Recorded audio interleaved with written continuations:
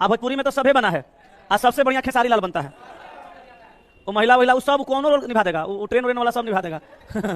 वो बढ़िया महिला बना है। कई गो गाना में, कई गो सिनेमा में खेसारी लाल यादव महिला बना है।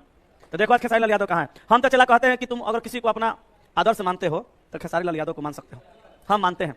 देख चला, कोई कुछ भी कहे, हम कहते हैं स्पष्ट कि तुम अगर किसी को अपना आदर्श मानता है, किसी से कुछ सीखना चाहता है, तो तुम खेसारी लाल यादव जी से सीखो। कारण क्या है? देखो, डॉक्टर का बेटा अगर डॉक्टर बने ना तो बहुत बड़ा काम नहीं करता है।